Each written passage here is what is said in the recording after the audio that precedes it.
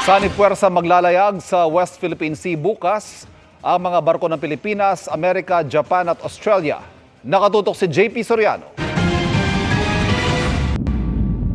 Sa pinakabagong lehitimong misyon ng PCG at BFAR sa West Philippine Sea, muling binuntutan ng China ang mga barko ng Pilipinas.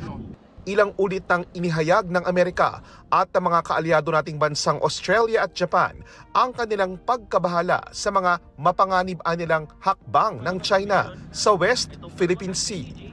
Para pagtibayin ang regional at international cooperation ng Pilipinas at mga naturang bansa, magkakaroon sila ng Maritime Cooperative Activity o MCA sa West Philippine Sea bukas.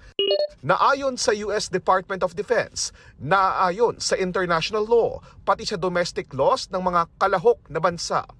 Inaasahang mapapalakas nito ang defense, tactics, techniques at procedures. Iginiit din ng Amerika, Japan at Australia na legally binding at dapat sundin ang 2016 South China Sea Arbitral Tribunal Award. Sabi ni Defense Secretary Gilbert Teodoro, umpisa pa lang ito sa serye ng pagtutulungan at kooperasyon ng anyay mga peace-loving peoples ng 4 na bansa.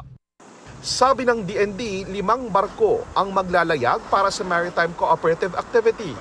Ang BRP Gregorio del Pilar at BRP Ramon Alcaraz ng Pilipinas. USS Mobile na littoral combat ship ng Amerika. HMAS Warramunga na tribal class destroyer ng Australia at JS Akebono na destroyer ng Japan Maritime Self-Defense Force. Hindi ko maibibigay yung exact na grid coordinates, but it will be within our EEZ in the West Philippine Sea. And they will go from south going to the north, encompassing the boundary of Westcom and Arnolcom. Sabi ng DND, hindi dapat maging dahilan ang quadrilateral para lumala ang tensyon sa West Philippine Sea.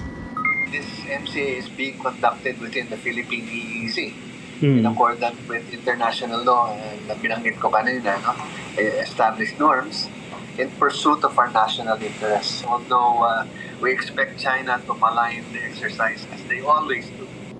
Hinihintay pa ng GMA Integrated News ang tugon ng China sa pahayag ng DND. Pero dati na nilang inaalmahan ang mga ganitong kooperasyon na tinawag nilang paglabag sa kanilang karapatan sa dagat na bahagi raw ng kanilang teritoryo. Para sa GMA Integrated News, JP Soriano, nakatutok 24 oras. Mga kapuso, patuloy na tumutok sa mga balita. Mag-subscribe sa GMA Integrated News sa YouTube.